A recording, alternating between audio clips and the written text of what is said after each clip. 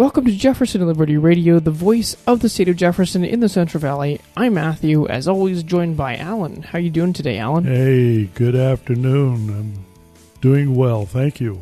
And Pat is still filling in for Aaron over here. How are you doing, Pat? Doing good. Hi, guys. Glad to be here. You want to tell us about our next meeting? The next meeting is November 7th with Modesto School Board member John Walker. He will be our guest speaker, and that will be at this Grizzly Rock Cafe, 6:30 p.m. Come on out and hear what John has to say. Awesome. Well, we have an interview coming up, but before we do that, let's pay some bills. This episode of Jefferson Liberty Radio is sponsored by Owl Certified Safe and Lock. Owls offers locksmithing services and alarm systems for a range of applications, including burglary, fire, tamper, medical emergencies, and much more. Owls has been locally owned and managed in Modesto for nearly 70 years, and with thousands of loyal and satisfied customers, you can be sure Owls will meet and exceed your needs.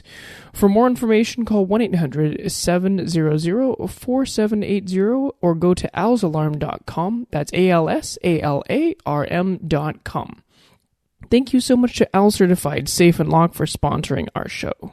All right, folks, we're happy to be back again after sorry for a week's layoff due to unfortunate circumstances on my behalf. But today we are welcoming Eric Eisenhammer, who is a valuable asset with the Howard Jarvis Taxpayers Association. And Eric, we're glad to have you with us. I'm glad to be here. Eric, you've been down to visit with us, and so we've heard a little bit about you. But for our listeners who are new to this, could you give us a little background on yourself? For instance, what is Dauntless Communications? And, for instance, what is the grassroots operations at Howard Jarvis? And last but not least, what is the Coalition of Energy Users? That's a mouthful to start you on. I know. So Dauntless Communications is my business. I'm the CEO of Dauntless Communications. I know what it's like to be a small business owner in California, unfortunately.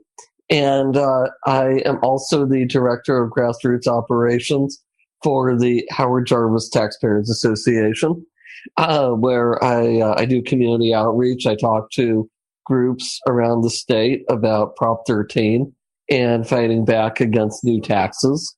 And I also am the founder of Coalition of Energy Users, which is a nonprofit organization to advocate for energy consumers in California and against a lot of the policies that we live under that make our gas costs among the highest in the country and our utility costs among the highest in the country. Well, that's a big undertaking to get everybody. I see a lot of ads on television promoting energy conservation and energy use. Are any of those associated with you?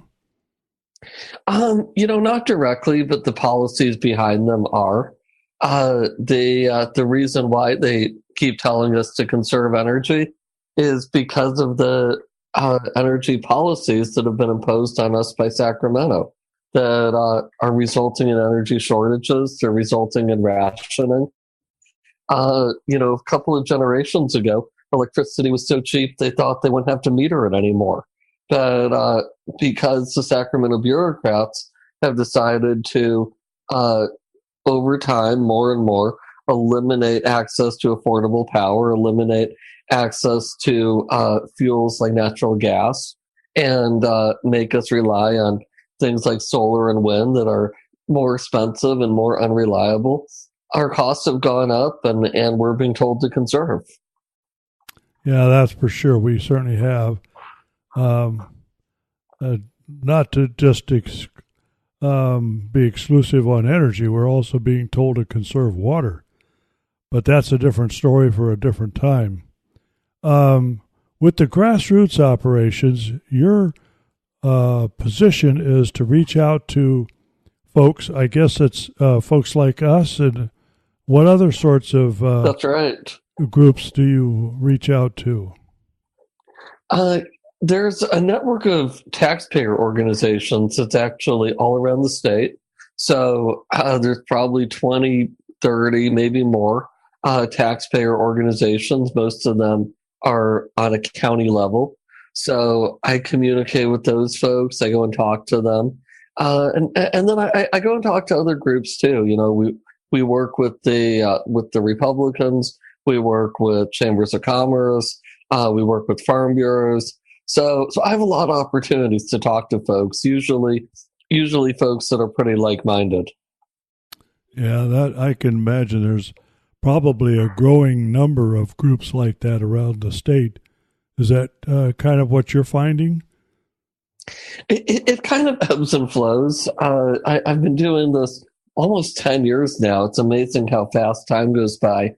And, at one time, especially when the Tea Party movement began, there was a huge surge in the number of people advocating against tax increases, and now it's leveled off a little bit. But hopefully we can bring it back. Well, I hope so. You mentioned earlier about Proposition 13, and I don't think anybody has not heard about Prop 13. I can remember even when I was not living in California hearing about Prop 13. And I understand there's a ballot proposition on the upcoming for the upcoming election that involves Prop 13. Can you give us a little detail on that? That's right. There's two propositions coming up that involve Prop 13. One is Prop 5 that we'll be voting on very soon. We'll be voting on that proposition on Election Day, and that's a positive measure. That's something that the Howard Jarvis Taxpayers Association supports, because what it would do is it would expand what's called portability, which is the ability to take your Prop 13 base value and move.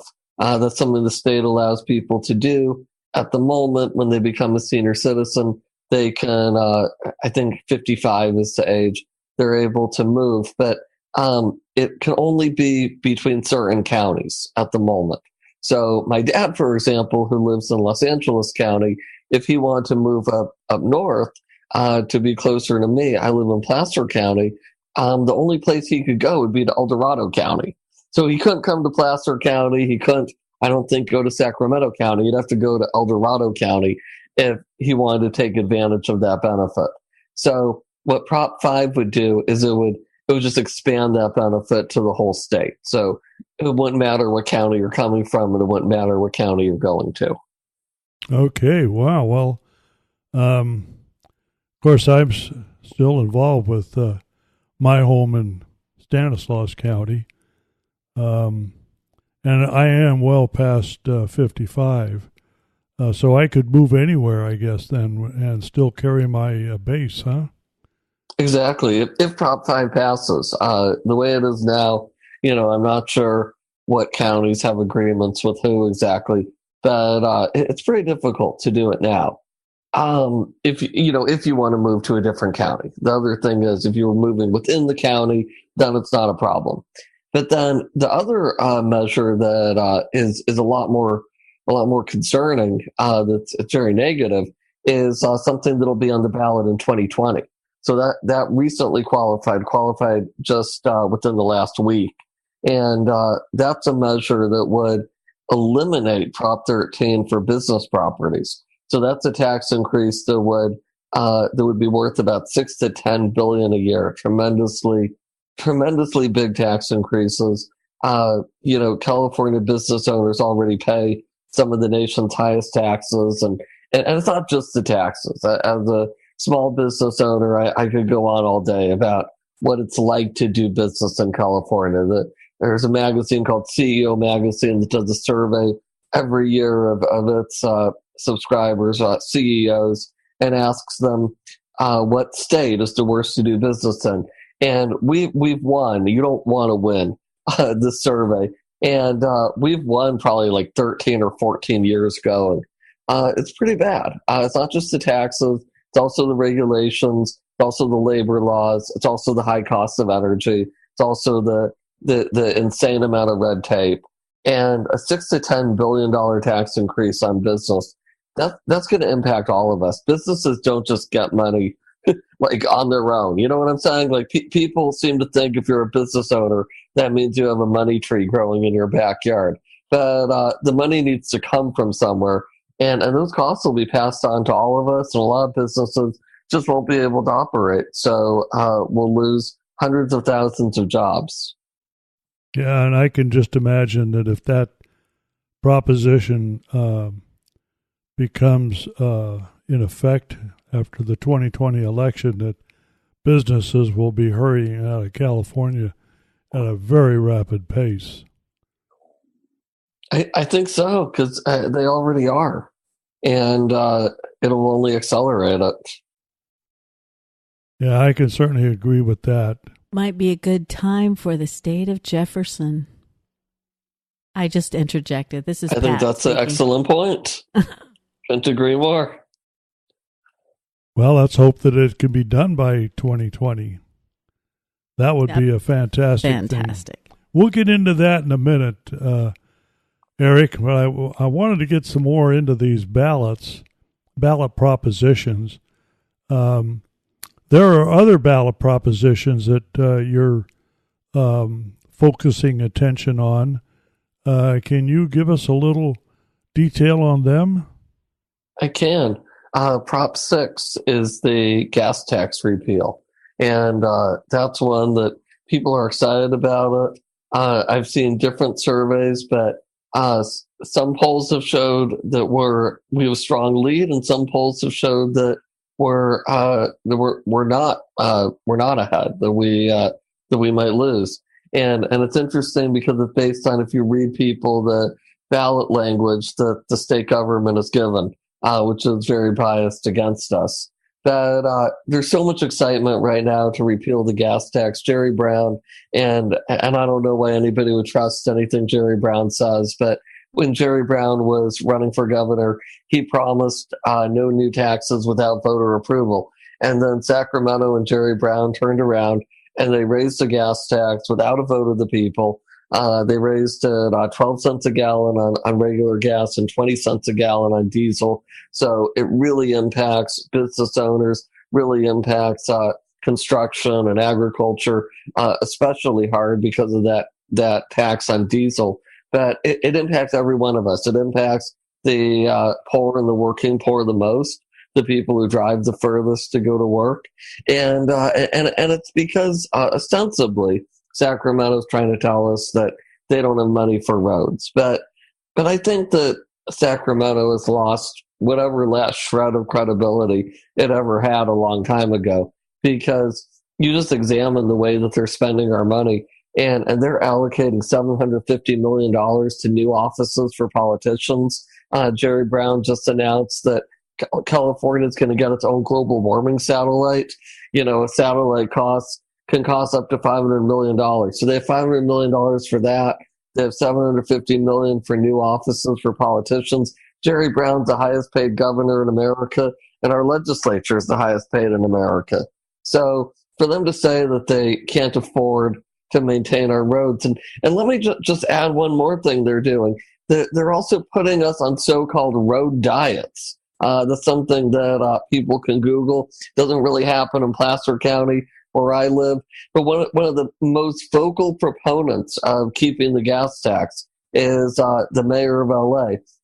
And the mayor of LA is also putting his city on road diets, which is, I've never heard that word before. What it means is they block off lanes in the road just to basically force us out of our cars. So for them to pretend on one hand that they care about reducing traffic or that they don't have money for roads, it is all completely bogus. So HJTA is strongly encouraging people to vote yes on 6. One other measure that's also very important that is on the ballot is Prop 10.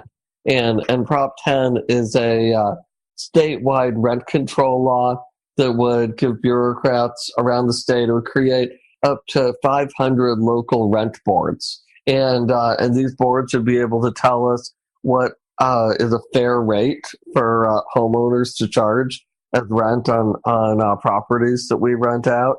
And they'd also have the ability to impose fees. So it's not a solution to the housing crisis. It'll actually discourage people from building new apartments or putting more units on the market. But it's also a tremendous expansion of government.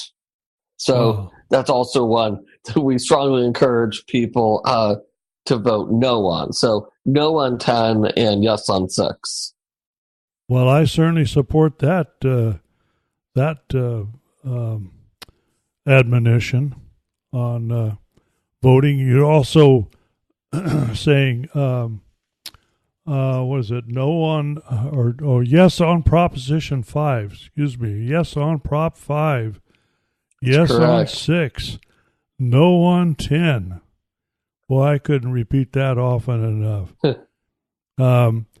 The other thing on Prop 6 was that, and I felt this really hard, the increase in the registration fees for your vehicles. Mm-hmm. I think the minimum was, $75 per vehicle? Something like that. And, I know that a lot is going to be more, I think, and I don't remember the number for sure off the top of my head, but I think it's about a 40% tax increase. And, I pay about $200 for my registration, a little more. And I don't drive a fancy vehicle. I drive a 6-year-old GMC Sierra, it's like a Silverado. And, and I'm paying over $200 without the gas tax. So you have to imagine what that's going to be for somebody that has a nicer car. Yeah, well, I have a 2015 Chevrolet Silverado 1500. Nice. All right, and, we have the same car, but mine's 4 years older. Exactly. I bought it to pull my trailer, but they bumped my registration fee to $700, and I paid almost that when I bought the thing. So, it was horrendous. I choked on that one. So I'm sure some of those people that are out there driving those big Mercedes and exactly, and Cadillac. What are those big fancy Cadillacs? Escalade. Escalades. Yeah, absolutely. They must have really been hammered hard. Yeah, if we're paying so much on Chevy trucks, you got to imagine. And you have to imagine, I mean, a lot of those folks are liberals. A lot of those folks are people in L.A. and places where they're all voting for Democrats. So you got to wonder if they're going to notice and what they're going to think. I agree with you 100%. Wow. Are you involved with any of the other propositions on the ballot besides those three? No, I'm not. 6 and 10 are the only ones I'm directly involved in. Okay. All right. Well, I think Pat had another question for you, which is a very good question, I must admit. Well, thank you. I only ask the best. You know that, right? Absolutely. All right. Eric, I just had a question. You work with these people all of the time. You are deep in the Sacramento swamp. How do you remain? How do you keep your feet on the ground? Is it difficult to do that, or do you have, maybe you don't have any trouble doing that? I'm just curious. Well, that's actually a good question. I like that. It's a little more personal. So when I first came up to Sacramento, I'm originally from Thousand Oaks, originally got involved in politics with Tom McClintock. And I don't think I would have stayed involved had it not been what a man of character and principle that Tom is. I voted for him for governor way back. Yeah, I remember that too. He was my choice. I was in college. Awesome. Yeah. Okay. He lived, his office and where he lived was up the road from me at 10 minutes away. And I didn't even know who my representative was. I was still a teenager. I didn't even know. I was in college. But when I read about him, I knew that this was the person who represented what I believed in. So I wanted to get involved. And it turned out that he was right there in my own community. So that was how I got involved in politics. It wasn't something that I was planning to do like for a career. Which is actually typical of people that work in this field, is that, this was like, their career path in life. For me, I was planning to go into business and I just, decided to get involved because it was something I believed in, and then it was something I stayed with.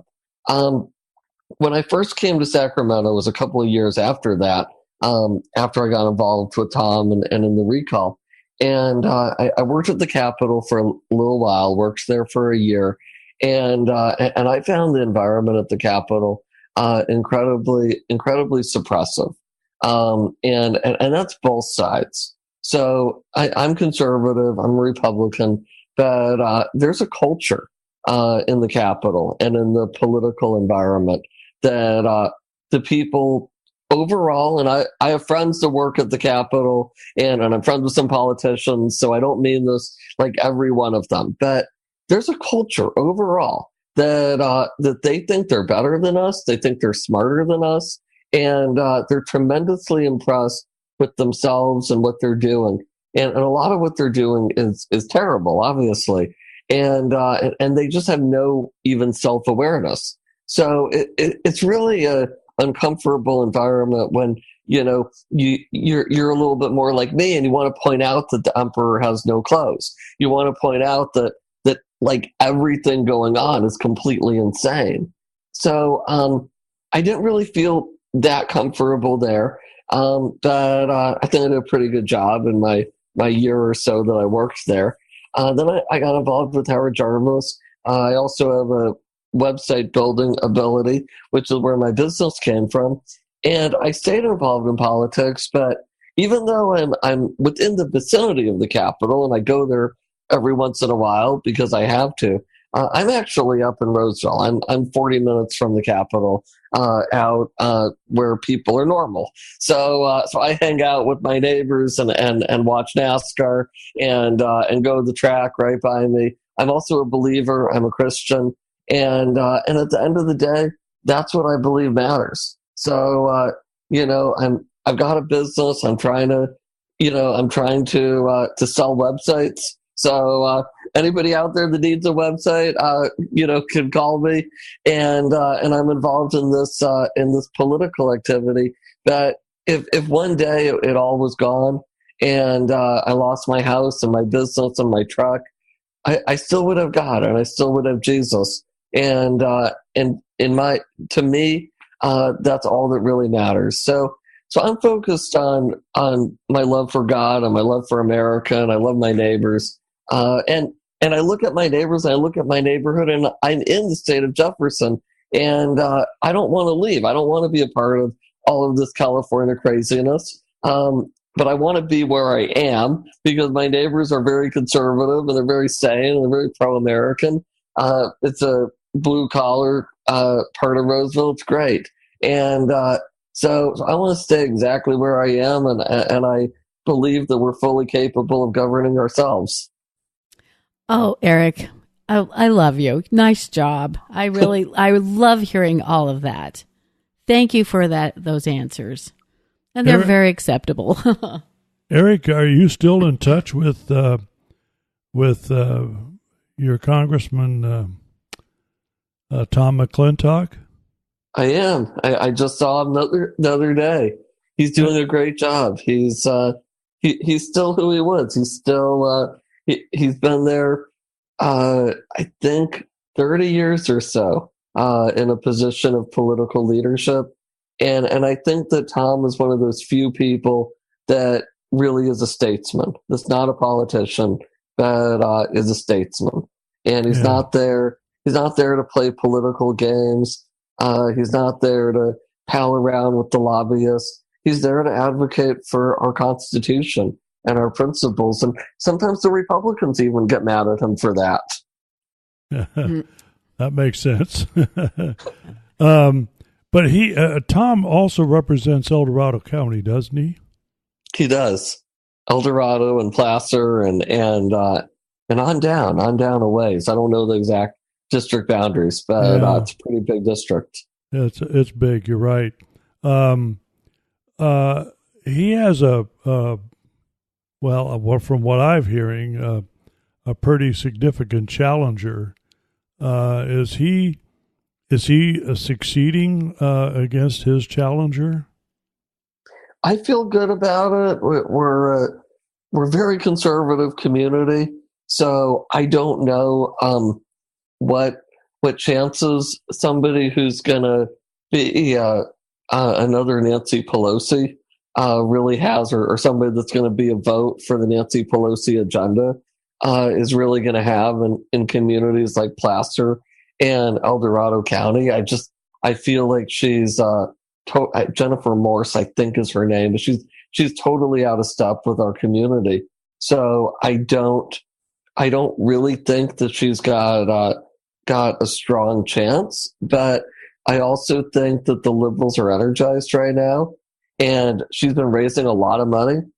Tom still has more, but she's getting money. She's getting money from the big name liberals, and because they want to take back Congress right now. They want to make Nancy Pelosi the speaker, and they want to make Maxine Waters chair of the Finance Committee, which is a terrifying thought.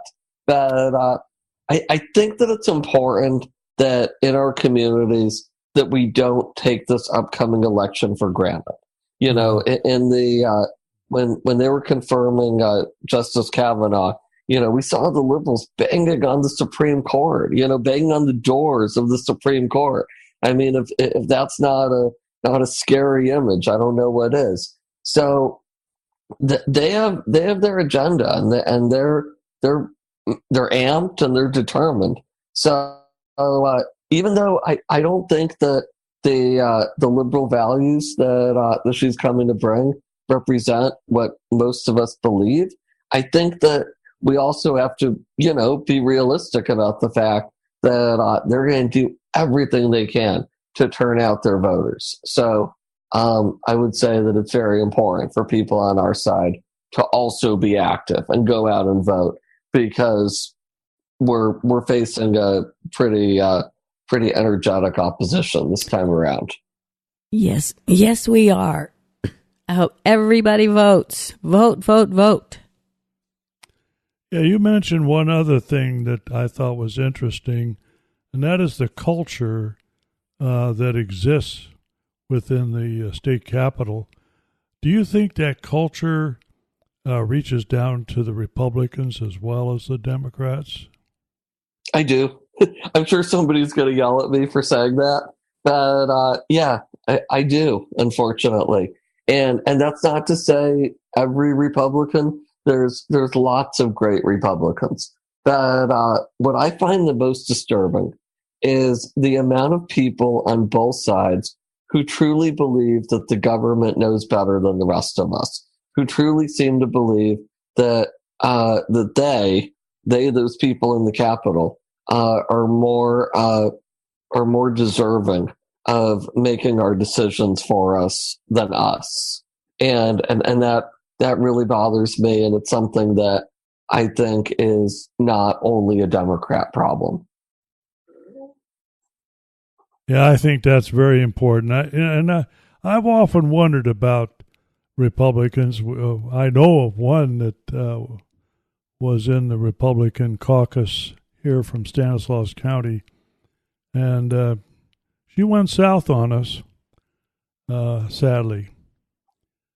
I wanted to get into one other thing, if we might, Eric. You you came down and spoke to our Stanislaus Concerned Citizens State of Jefferson meeting not long ago, and you had a very interesting discussion about the economics of the state of Jefferson. Would you give our listeners a piece of what you said? I thought it was extremely important. I'd love to, and I want to start out just by anybody that's listening that is, I'm assuming that most of the people listening are probably for the state of Jefferson, but maybe some aren't, and maybe some actually agree with this particular argument. But if you're for the state of Jefferson, you're going to hear it from our opponents, and if you're opposed to us, maybe this is something some people out there listening even believe. And that argument is the argument that the state of Jefferson is going to be poor, that we can't be our own state because we need the prosperity of the rest of California to support us, and that were we to be our own state, we'd be just kind of this backwater, and we wouldn't have the money for all the wonderful services that the state of California offers us. And that's kind of something that you can make a lot of jokes about in and of itself. Like the California Air Resources Board, for example, is one of the wonderful services we'll no longer have access to, and the bag ban wouldn't hurt my feelings. Another wonderful service that we'll no longer have access to. So it can be a little bit amusing when you think about it. But more importantly, a lot of those agencies that we have access to, and in quotes, are also harming our economy. So you look at the state of Jefferson, and we're communities who depend on industries. We depend on the industries like agriculture and resource extraction and forestry and transportation. And these are some of the industries that have been most harmed by the over-regulatory and over-taxing policies of the state of California. So were we to eliminate that red tape and those barriers holding us back, we're going to see our economy boom. We're going to see, the independent trucking industry, owner-operators of trucks. We've lost about half of our independent trucking companies statewide in California since the Air Resources Board began its truck and bus rule. So, and I think it might be even more than half. So we've lost a tremendous amount of jobs. You've got the forestry industry, logging companies that have to comply with such a ridiculous amount of regulations that they're not allowed to cut down a tree if it's too thin, and they're not allowed to cut down a tree if it's too wide, and they're not allowed to build a road in the forest. So I asked a friend who works in forestry. I said, "Well, how do you do anything then?" And she was like, "Well, they have to go in with pulleys, and they have to pick and choose the trees that they're allowed to harvest." So it's things like that that we'll be free of. And then I think even more importantly, one of the things that you see, and this is on a nationwide basis, is that when you've got a state with low taxes and low regulations that is welcoming to business and welcoming to job creators in proximity to another place where you've got like something like Sacramento, something like the oppressive taxes and regulations that they live under in California. And what you find is you find jobs, you find a lot of investment. You've got a really good example of that is the states around Chicago. And my family's originally from Chicago and around the Midwest. I've been to Chicago probably like 20 times in my life. Every time when I was a kid, we go to Chicago in the summer because that's where a lot of my relatives are, or within 4 or 5 hours of Chicago. So you've got Chicago, but you've also got other states that are right there. So you've got Indiana, which is a conservative state, and you've got Wisconsin, which has a conservative governor who's made a lot of good reforms. And there was, for example, a Chinese company that was interested in investing a few $1 billion in building a manufacturing facility that created thousands of jobs. I don't know if it's finished yet, but that investment has been made. And they were looking at the Chicago area, and they looked at Chicago and they looked at the areas around it. And that facility went to southern Wisconsin. So there's on the other side in Indiana, there's some counties that have such a low unemployment rate that the people are actually moving to these rural Indiana counties so they can work in these jobs that exist, moving there from Chicago. So I think that besides just in our own right, our own business people having these shackles thrown off of them, we're also going to see a lot of investment pouring into the state of Jefferson. Yeah, I couldn't agree with you more. I could just see businesses from California just flooding into the state of Jefferson without a question. In fact, I would estimate that we would see a significant number of people who work in California move to Jefferson just so they can save on taxes and all of the other regulations. I agree, and I think that'll be our new challenge. We'll be like, and we talked about this at the meeting. We're going to be like Texas. We're going to be like Nevada, where they've got a lot of ex-Californians, and that's a double-edged sword because those people bring money and they bring investments and they bring their talents, and some of them are conservative, but some of them bring their loony Nancy Pelosi ideas with them. Yeah, that's the one thing we can't control particularly. But I think that if we made the environment so unfriendly for liberals, why they would prefer to stay where they are.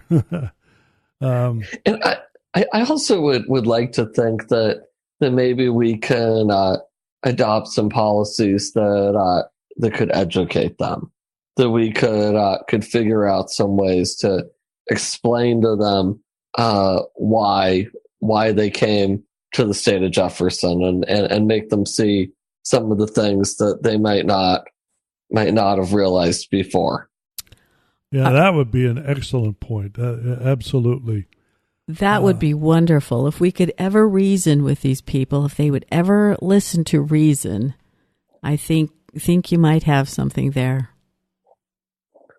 Yeah, if they could just calm down. At this point, it's like just make them calm down for you know what I'm saying? It's you're talking to an angry, screaming person that wants to call you a fascist or whatever, and it's like just calm down, just stop yelling for a minute, just like I don't know, children. It seems like we're dealing with children, doesn't it? Like have a hot cup of cocoa or something. I don't know, something to relax you. Have a muffin or something. And let me just tell you the truth. Yeah, that would if only.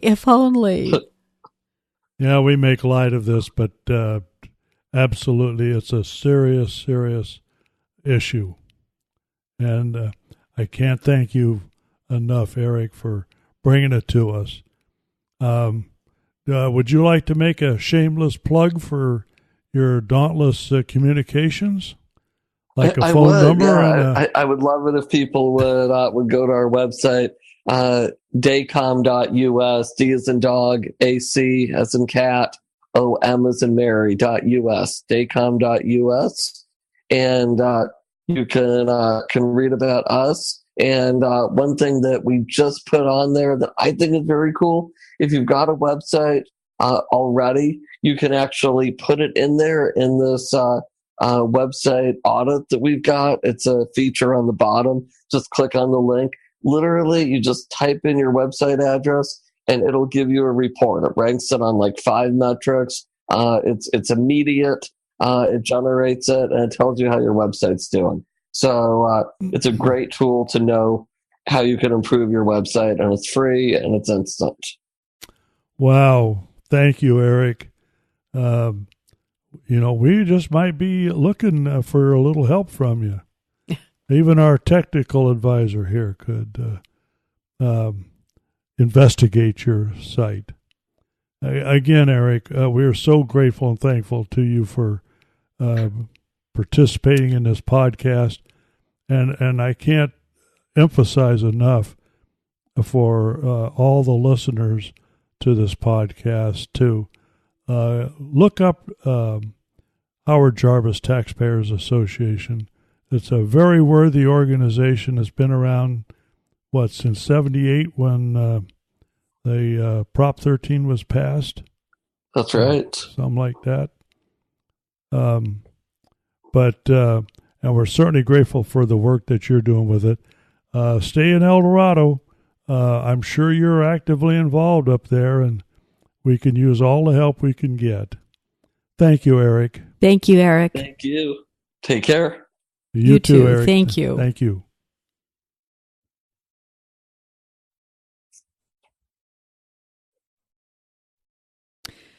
Okay, well, let's talk about what's happening with the Stanislaus Concerned Citizens for the state of Jefferson.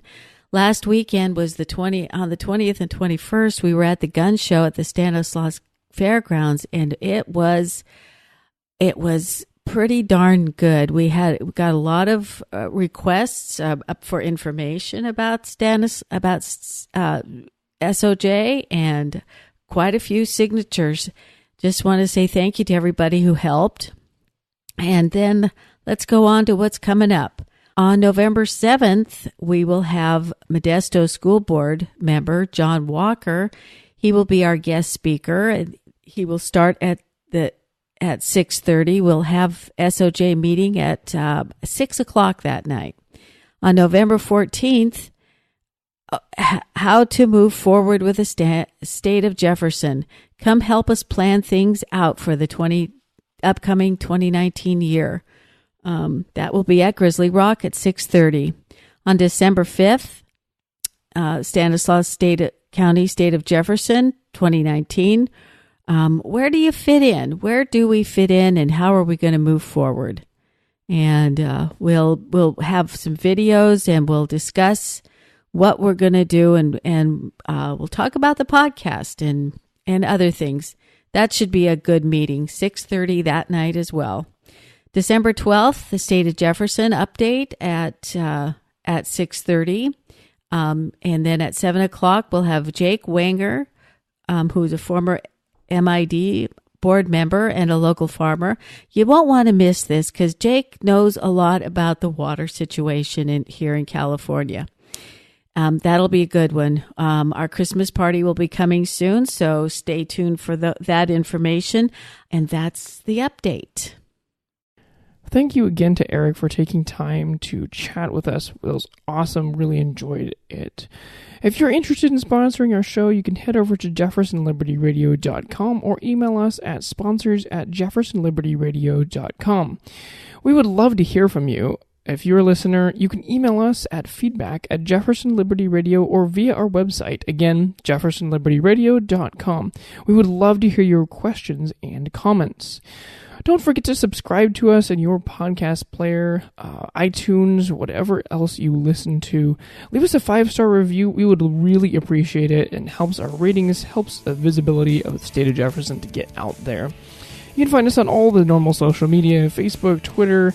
You can even find us on Spotify, YouTube, Google Play, and even some alternative media such as BitChute and Gab. Thank you so much for listening to this episode of Jefferson Liberty Radio, and we'll catch you next episode.